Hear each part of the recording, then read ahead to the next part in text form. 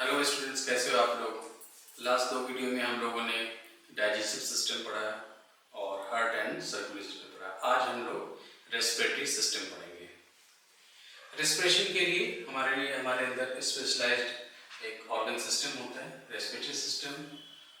और हम लोगों में ह्यूमन बीइंग्स में ये एक डेवलप्ड ऑर्गन सिस्टम होता है। कुछ लोअर एनिमल्स में भी होता है जिसमें अलग अलग ऑर्गन्स इसके लिए यूज होते हैं। जैसे फिश में गिल्स के थ्रू रेस्पिरेशन होता है, फ्रॉग, लीच एंड अर्थवर्म में स्किन के थ्रू ऑक्सीजन का इनटेक होता है। आपने देखा होगा फिश को कि अपने वाटर में इसकी मौत की ओपनिंग कई बार होती है, क्योंकि इनको वाटर का इनटेक बहुत ज़्यादा करना पड़ता है और वाटर के मौत से होते हुए गिल्स के थ्रू निकलता है। और गिल्स के अंदर बहुत सारे हाईली वेस्कुलराइज्ड स्ट्रक्चर, काफ़ी ज़्यादा ब्लड वेसल्स होते हैं।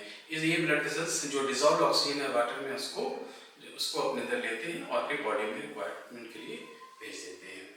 तो ये है फिश का। चूंकि ऑक्सीजन का जो कंटेंट है वाटर में कम होता है, इसलिए इनको बहुत ज़्यादा वाटर की ज़रूरत पड़ती है ऑक्सीजन के रिक्वायरमेंट के लिए। और फिश का आपने देखा होगा वाटर में काफ़ी बार ये अपने माउथ को ओपन और क्लोज करती है। उसी तरीके से फ्रॉग, लीच एंड अर्थवर्म में स्किन के थ्रू जो एटमॉस्फेयर में ऑक्सीजन है वो ये लोग अपने स्किन के थ्रू लेते हैं। जिनका स्किन मॉइस्ट होता है वो ऑक्सीजन को अपने अंदर एब्सॉर्ब करता है। फ्रॉग जब हाइबरनेशन में होता है तो वो स्किन के थ्रू रेस्पिरेट करता है और अर्थवर्म एंड लीच ये लोग स्किन के थ्रू भी ऑक्सीजन लेते हैं।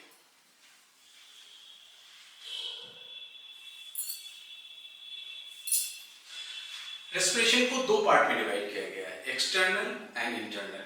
एक्सटर्नल रेस्पिरेशन होता है जैसे एटमॉस्फेयर से हमने ऑक्सीजन का इंटेक किया, ये लंग्स में आया, लंग्स के बाद ये ब्लड में डिफ्यूज करता है ऑक्सीजन। तो ये जो प्रोसेस है एटमॉस्फेयर से ब्लड तक आने का जो प्रोसेस है ऑक्सीजन का, इसे this is called external respiration. और फिर ये सर्कुलेशन में जाता है, सर्कुलेटरी सिस्टम के थ्रू ये टिश्यूज में ऑक्सीजन की एंट्री होती है। और जब टिश्यूज में ऑक्सीजन की एंट्री होती है तो वो ऑक्सीजन ग्लूकोज के ऑक्सीडेशन के लिए यूज होता है और एनर्जी प्रोड्यूस होता है। जो टिश्यूज के अंदर ऑक्सीजन, सेल्स के अंदर जो ऑक्सीजन पहुंचती है, उसके बाद से जो प्रोसेस है उसको इंटरनल रेस्पिरेशन कहते हैं। एक्सटर्नल रेस्पिरेशन और इंटरनल रेस्पिरेशन। तो हम लोग पहले पढ़ेंगे एक्सटर्नल रेस्पिरेशन, फिर इंटरनल रेस्पिरेशन।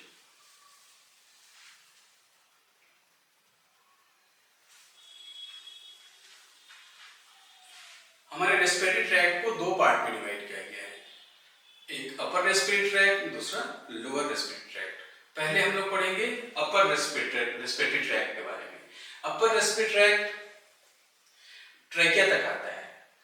अपर रेस्पिरेटरी की शुरुआत होती है नेजल कैविटी से। नेजल कैविटी से जो नेजल कैविटी के पीछे की तरफ वॉल है उसे नेजोफेरिंक्स कहते हैं। ओरल कैविटी के पीछे की तरफ जो वॉल होती है सराउंडिंग उसे ओरोफेरिंक्स कहते हैं। ओरोफेरिंक्स, फिर यहाँ पे ओरोफेरिंक्स के बाद से दो ट्यूब डिवाइड होती है, एक इसोफेगस या गैलेट कहते हैं, दूसरा ट्रैकिया के अंदर जाती है हमारी। ओरोफेरिंक्स से 2 डिवाइड हुआ, नेजोफेरिंक्स, ओरोफेरिंक्स एंड जो एक ट्रैकिया जो हमारे विंड पाइप के अंदर जा रही है, और दूसरा इसोफेगस। यहाँ पे ये लैरिंजोफेरिंक्स है। लैरिंजोफेरिंक्स को हम लोग लैरिंक्स भी कहते हैं। इसकी जो ओपनिंग है, लैरिंक्स की जो ओपनिंग होती है, this is called glottis.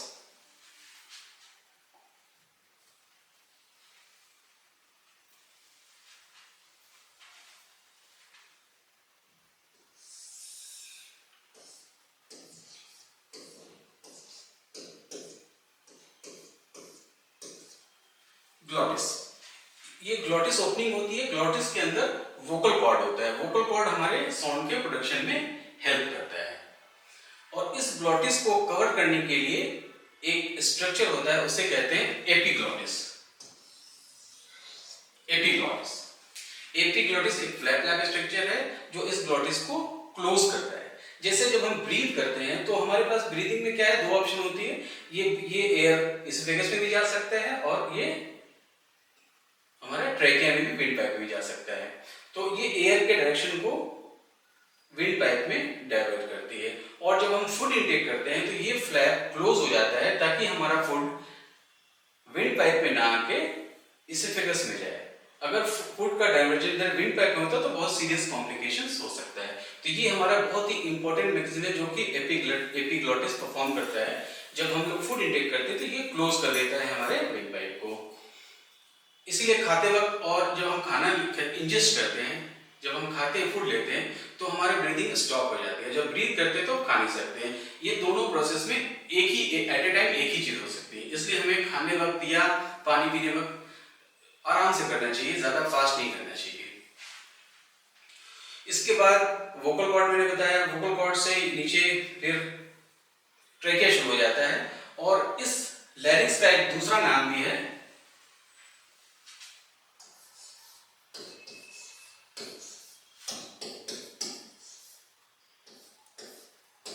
Adam's apple. Larynx को हम लोग एडम्स एप्पल भी कहते हैं। तो ये हमारा अपर रेस्पिरेटरी ट्रैक्ट हो गया। अब हम लोग जानेंगे लोअर रेस्पिरेटरी ट्रैक्ट के बारे में। लोअर रेस्पिरेटरी ट्रैक्ट ट्रैकिया से शुरू होकर ट्रैकिया की ब्रांचिंग, इसमें 2 लंग्स होते हैं। अब इनके बारे में हम लोग डिटेल से पढ़ेंगे। ट्रैकिया 2 पार्ट में डिवाइड होता है, right and left. Right for right lung and left for left lung. Right lung के 3 लोब होते हैं, अपर, मिडिल एंड लोअर। लेफ्ट में 2 लोब होते हैं, अपर एंड लोअर। अब ट्रैकिया जब लंग्स में इंटर करता है तो ट्रैकिया की बहुत सारी ब्रांचिंग होती है। अब मैं आपको बताऊंगा कि ट्रैकिया की जो ब्रांचिंग है वो कैसे होती है।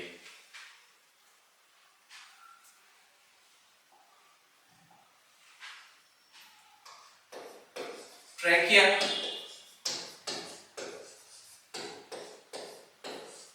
divides into bronchi। ब्रोंकिया के 3 स्टेजेस में, ब्रोंकिया के 3 स्टेज में डिवाइड होता है। Primary bronchi, secondary bronchi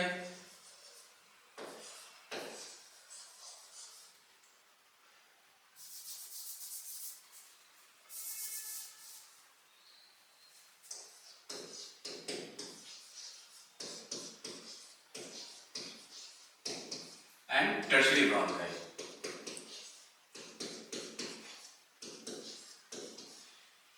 bronchi के 3 स्टेज हैं, प्राइमरी, सेकेंडरी एंड टर्शियरी। इसके बाद ये ब्रोंकाई चेंज होता है टर्शियरी ब्रोंकाई के बाद ब्रोंक्यूल्स में।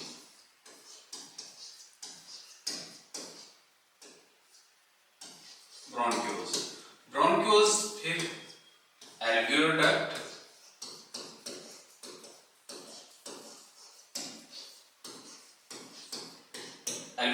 और एल्वियोलर ये टर्मिनेट करता है एल्वियोलर सैक में।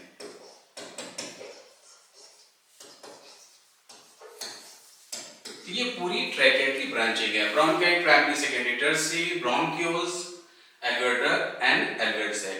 एल्वियोलर सैक ये टर्मिनल स्ट्रक्चर होता है। एल्वियोलर सैक के अराउंड कैपिलरी का नेटवर्क होता है। एल्वियोलर सैक से ऑक्सीजन और कार्बन डाइऑक्साइड का डिफ्यूजन होता है। ऑक्सीजन ब्लड में आता है और कार्बन डाइऑक्साइड ब्लड से डिफ्यूज करके लंग्स में जाके ये बाहर निकल जाता है। तो ये है हमारा पूरा प्रोसेस। लंग्स को एक मेम्ब्रेन चारों तरफ से कवर करता है। उस मेम्ब्रेन को कहते हैं pleura.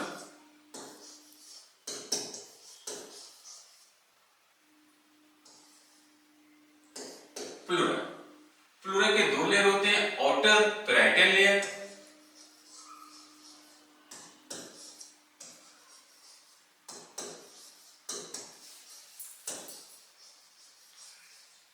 And inner visceral layer.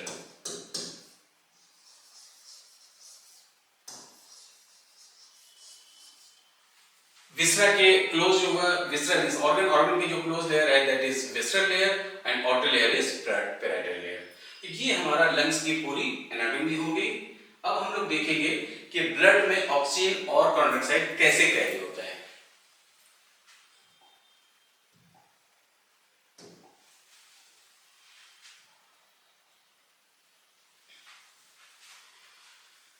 Blood में ऑक्सीजन भी डिसॉल्व होता है, कार्बन डाइऑक्साइड डिसॉल्व होता है। कार्बन डाइऑक्साइड मेनली आरबीसी में कैरी होता है और कार्बन डाइऑक्साइड जो है 70% कार्बन कार्बोनिक एसिड और बाइकार्बोनेट के फॉर्म में ट्रेवल करता है ब्लड के अंदर, और 20 से 25% कार्बन डाइऑक्साइड आरबीसी से कंबाइन करके कार्बोएमिनो हीमोग्लोबिन बनाता है। इस फॉर्म में कैरी करता है ब्लड इसको, और रेस्ट 7% ये प्लाज्मा में डिसॉल्व होके ब्लड के अंदर ट्रेवल करता है। ऑक्सीजन का 97% हीमोग्लोबिन से कंबाइन करके ऑक्सी हीमोग्लोबिन फॉर्म करता है, और ऑक्सी हीमोग्लोबिन के फॉर्म में 97% ऑक्सीजन ट्रेवल करता है, और rest 3% it is dissolve into plasma. Oxygen haemoglobin से कंबाइन करके बनाता है ऑक्सी हीमोग्लोबिन, और कार्बन डाइऑक्साइड हीमोग्लोबिन से कंबाइन करके बनाता है कार्बेमिनो हीमोग्लोबिन। तो ये है पूरा ऑक्सीजन और कार्बन डाइऑक्साइड का ट्रांसपोर्ट ब्लड के अंदर।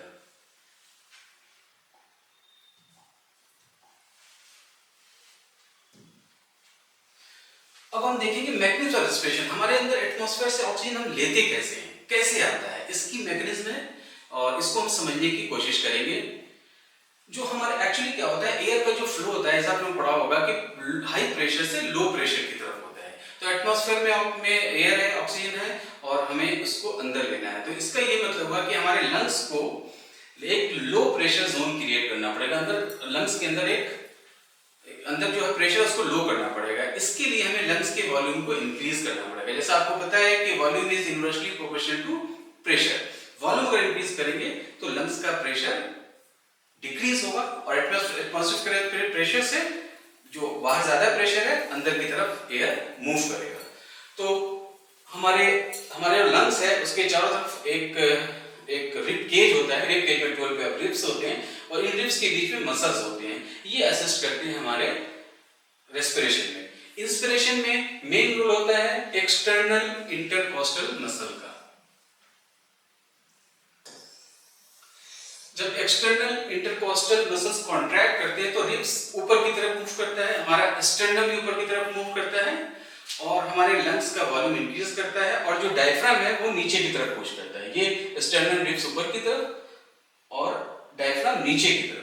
तो क्या होता है कि हमारे लंग्स का वॉल्यूम बढ़ता है, प्रेशर कम होता है, और बाहर से एयर अंदर की तरफ आता है। ये दिस इज कॉल्ड इंस्पिरेशन। और रिवर्स में ये जो हमारा रिब केज है, हमारा रिब है और स्टर्नम है, ये नीचे की तरफ पुश होता है, और डायफ्राम ऊपर की तरफ जाता है। तो हमारा वॉल्यूम लंग्स का लो हो जाता है, और जब वॉल्यूम लो होता है, प्रेशर हाई होता है, तो एयर बाहर की तरफ मूव करता है। ये है हमारा पूरा मैकेनिज्म इंस्पिरेशन का और एक्सपिरेशन का। इंस्पिरेशन देखा होगा, जब हम हायर एल्टीट्यूड पे जाते हैं, माउंटेन पे जाते हैं, तो हमें ब्रीदिंग प्रॉब्लम होने लगती है। उसका जो रीजन है वो क्या होता है कि जैसे हम हाई एल्टीट्यूड पे जाते हैं, प्रेशर ऑफ एयर बिकम्स लो। तो जब बाहर का प्रेशर लो होता है तो हमें वो एयर को इंटेक करने में डिफिकल्टी होगी, क्योंकि बाहर जब प्रेशर ज्यादा है तो आसानी से अंदर एयर आएगी, बाहर प्रेशर कम होगा तो डिफिकल्टी होगी ब्रीदिंग में। तो हमारे जो ब्लड में ऑक्सीजन का कंसंट्रेशन कम होने लगता है, और अंदर बहुत सारी प्रॉब्लम जैसे वोमिटिंग, वर्टिगो, ये सब चीजें होने लगती है। उसको एक टर्म देते हैं, उसका नाम है माउंटेन सिकनेस।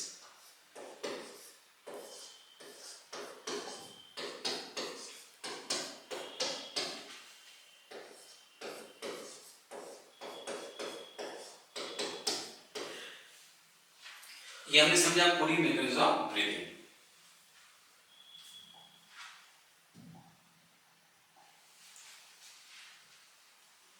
अब हम देखेंगे इंटरनल रेस्पिरेशन। इंटरनल रेस्पिरेशन, जब ऑक्सीजन सेल्स में आ गया, अब सेल ऑक्सीजन को यूज करके ग्लूकोज का ऑक्सीडाइज करके कैसे एनर्जी प्रोड्यूस करता है।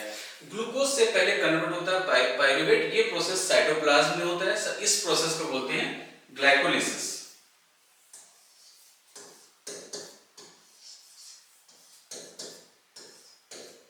ग्लाइकोलिसिस में glucose is 6 carbon compound and pyruvate is 3 carbon compound. तो 2 मॉलिक्यूल ऑफ पायरुवेट तैयार होते हैं एक ग्लूकोज से साइटोप्लाज्म में।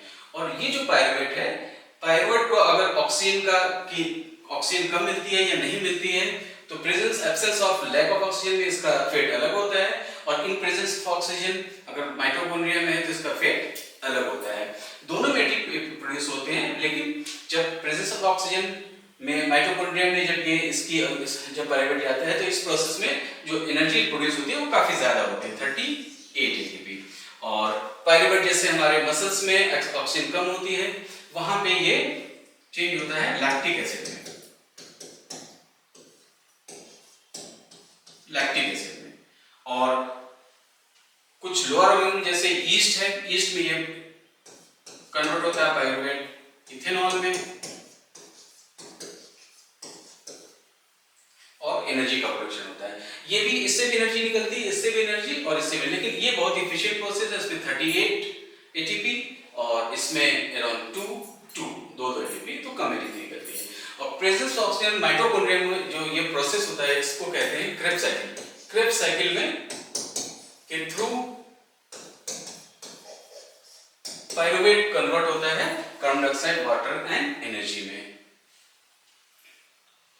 और एटीपी जो है हमारी बॉडी की एक एनर्जी करेंसी कह सकते हैं। जैसे हम लोग, हमारे पास करेंसी होती है, पैसा होता है, इसे हम चाहे बुक्स खरीदना हो, चाहे क्लॉथ खरीदना हो, चाहे हमें कोई सामान खरीदना हो, पैसे से खरीद सकते हैं। वैसे ही एटीपी है, रिजर्व है, एनर्जी रिजर्व है।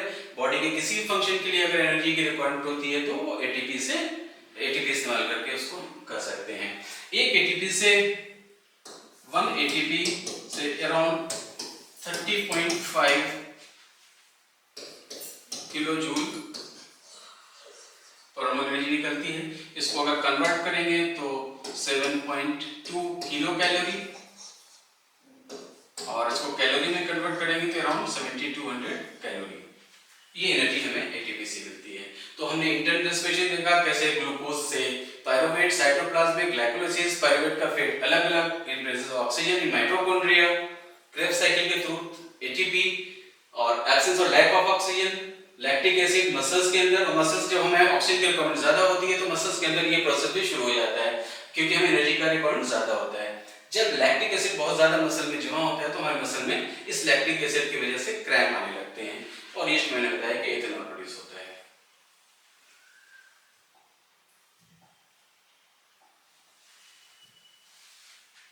अब हम 2 क्वेश्चंस करेंगे जो नीट में पहले आ चुके हैं। पहला क्वेश्चन है, at high altitude the RBCs in blood will increase in size, decrease in size, increase in number, decrease in number. अगर आप सोचिए लॉजिकली, तो हाई एल्टीट्यूड पे ऑक्सीजन का कंसंट्रेशन कम होता है, तो हमारे ब्लड में आरबीसी के नंबर्स को बहुत ज्यादा इंक्रीज करना पड़ेगा तो ये प्रॉपर ऑक्सीजन को कैरी कर सके। The answer will be increase in number. Second question है, blood analysis of patient reveals unusually high quantity of carboxyhemoglobin content. Which of the following conclusions is most likely to be correct? The patient has been inhaling polluted air containing an unusually high quantity of carbon disulphide and chloroform, इसको हम लोग exclude कर सकते हैं। Carbon dioxide जब haemoglobin से react करता है तो बनता है कार्बेमेनो, जैसा हमने लास्ट में पढ़ाया, कार्बेमेनो हीमोग्लोबिन। और कार्बन मोनोऑक्साइड जब हीमोग्लोबिन से कंबाइन करता है तो वो बनाता है कार्बोक्सी